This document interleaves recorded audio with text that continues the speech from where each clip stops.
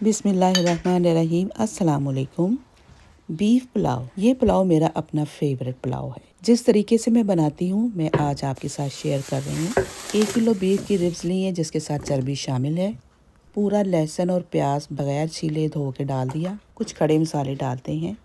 दालचीनी 2 टुकड़े, काली मिर्च 1 चम्मच, जावित्री 1 टुकड़ा, लौंग 7-8, बादियान 2 अदद, सब्ज़ इलायची 6 से 7 और पुलाव की जान बड़ी इलायची 8 से 10 डालनी है और 4 अदद तेज़पात। इसके अलावा 1 चम्मच साबुत ज़ीरा, 2 चम्मच नमक और इसमें पानी डालेंगे 8-9 गिलास। पानी डालने के बाद इसको बंद कर देंगे और मैंने इसको आधा घंटा पकने के लिए रख दिया। ये काम मैं पुलाव बनाने से 1 दिन पहले करती हूँ। ये मस्ट 1 दिन पहले ही करना है। मैं अपना तरीका बता रही हूँ आपको। चलें फिर आज मैं आपको गुलाब के फूल दिखाती हूँ जो हमारे यूके में होते हैं। बेहिसाब वैरायटी है, यकीन करें इतने इतने प्यारे फूल। और गुलाब यहाँ बहुत ज़्यादा है। ये बड़ा पक्की जान वाला होता है। ये देखिए सर्दी हो गर्मी हो यहाँ पर उगता ही रहता है। अपने घरों में गुलाब लगाएं, बहुत आसान है। एक कलम कहीं से भी ले आएँ, उसको लगाना इतना आसान है। मिट्टी में लगा दें सीधी सीधी। अगस्त और सितंबर बेहतरीन महीना है कलमे लगाने का। मैं यहाँ किसी का भी गुलाब देखती हूँ ना तो वहाँ से मैं कलम ले आती हूँ। मैं आपको दिखाऊंगी, मैंने अपने गार्डन में ग्रो किए हैं। दूसरे दिन जब मैंने देखा तो मेरी चर्बी ठंडी हो चुकी थी और ऊपर आ गई थी सारी। उस चर्बी सारी को मैंने निकाल दिया। आप निकाल के यूज़ भी कर सकते हैं लेकिन इस टाइम मैं इसको फेंक दूंगी। लहसुन और प्याज को भी रिमूव कर दिया। आपने देखा होगा कि जब हम चर्बी वाले चावल कोई भी बनाते हैं तो लिप्स को चिपकती है चर्बी, हमारे खाते खाते उंगलियों में लगने लग जाती है। वैसे भी ये नुकसानदेह होती है तो इसको आप उतार दें ऊपर से।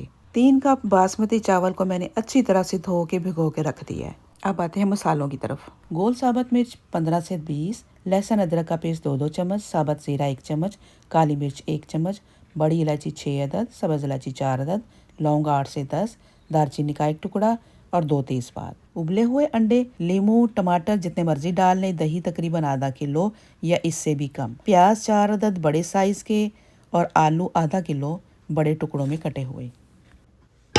देगचे को चढ़ा दिया ऊपर और उसमें हमने उतना ही तेल डालना जितना हम आम बिरयानी में डालते हैं, क्योंकि हमने इसमें से अपनी फ़ैट को रिमूव कर दिया हुआ है। प्याज को फ्राई होने के लिए ऑयल में डाल दिया और यहाँ पर मैं आपको दिखा रही हूँ यखनी। यखनी को मैंने एक जग में डाला हुआ है। उसके ऊपर दोबारा से फ़ैट आ गया, उसको दोबारा से मैंने उतार दिया। और अब मैं आपको दिखा रही हूँ बीफ की बोटियाँ। गलने के बाद हड्डियाँ वगैरह अलग हो गई हैं, काफ़ी बड़ी बड़ी क्योंकि हड्डियाँ होती हैं तो वो पुलाव को ऐसे ही रश सा करौड़ी सा बना देती हैं। उनको मैंने रिमूव कर दिया है। लेकिन चर्बी क्योंकि मुझे और मेरे बेटे को बहुत पसंद है ये वाली, ये चर्बी, फ़ैट तो उतार दी है ना, तो ये मैं कभी रिमूव नहीं करती। इनको मैं पुलाव के अंदर ही डालती हूँ। ये जेली जेली सी बड़ी ही मज़ेदार लगती है, शायद इसीलिए हमें ये पुलाव बहुत पसंद है। प्याज जब गोल्डन ब्राउन हो गया तो उसमें लहसुन का पेस्ट डाल के उसको अच्छी तरह से भून लिया। जब वो भी भून गया तो उसमें डाल दिया अदरक और उसको भी अच्छी तरह से भून लिया। पानी मैंने नहीं डाला इसमें, पानी का छींटा भी नहीं अभी डालना। फिर मैंने खड़ा मसाला अपना डाल दिया और साबुत मिर्चें भी डाल दी। उनको भी कड़कड़ा लिया इसी तेल के अंदर।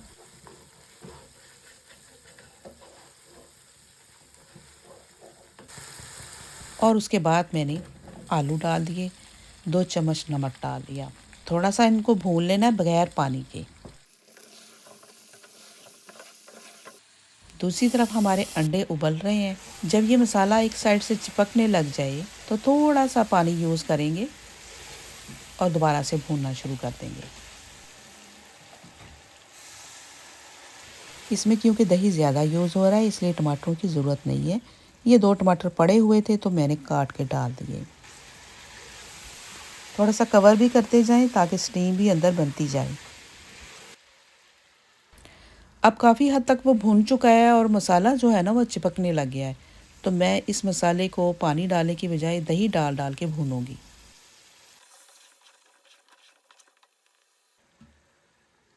इसको थोड़ी देर के लिए कवर कर देते हैं ताकि स्टीम बने और आलू गलना शुरू हो जाए। जहाँ पर हमें ज़रूरत पड़े पानी की दोबारा से दही डाल के भूनना है इसको। अगर अभी तक आपने मेरे चैनल को सब्सक्राइब नहीं किया तो कर दें प्लीज़, थैंक यू। आलू हमारे तकरीबन हाफ़ टन हो चुके हैं।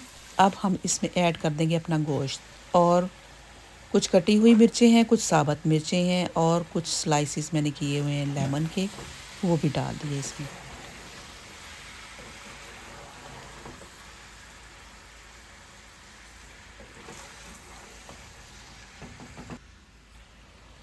ये मैं आपको दिखा रही हूँ कि कुछ थोड़ा सा मसाला जो नीचे बचा हुआ था यखनी के अंदर, उसमें मैंने पानी ऐड किया और उसको भी यखनी में शामिल कर दिया। 3 कप यखनी पानी समेत यानी कि पूरा करके मैंने इसमें डाल दिया है।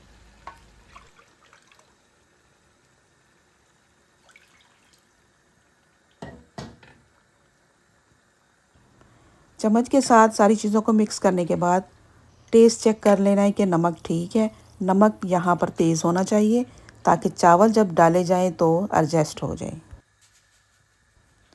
यखनी, नमक, पानी सारा कुछ डालने के बाद जब इसको उबाल आ गया तो हमने अपने भीगे हुए चावल इसमें शामिल कर दिए। ये मेरे 3 कप चावल हैं। इनको मैंने आधा घंटा, पौना घंटा नहीं भिगोया।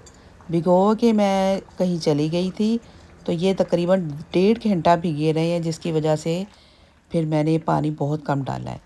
3 कप क्योंकि चावल है तो 3 कप ही मैंने यखनी वाला पानी डाला है। अपना तजर्बा शेयर कर रही हूँ कि कभी कभी ऐसा भी तो हो जाता है ना सबके साथ, तो उस सूरत में हमें क्या करना चाहिए।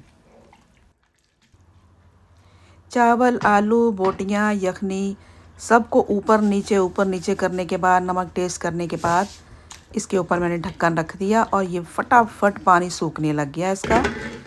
जब थोड़ा सा पानी बाकी था तो मैंने इसको तवे के ऊपर दम के लिए रख दिया। तवे के ऊपर रखने के बाद हाई फ्लेम कर देना है। तवा अच्छी तरह से गर्म हो जाए तो 6-7 मिनट के लिए हम इसको मीडियम पे दम देंगे।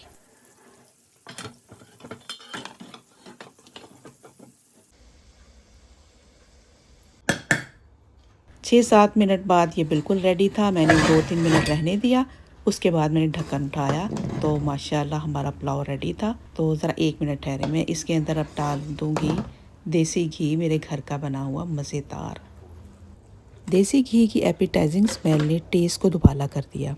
मैंने इस पुलाव को शामी कबाब के साथ सर्व किया है और ये शामी कबाब किसी भी चिकन या मीट के नहीं हैं। ये शामी कबाब हैं बैंगन के। इसकी रेसिपी इंशाल्लाह कभी न कभी डाल दूँगी, वो भी आप ज़रूर देखिएगा।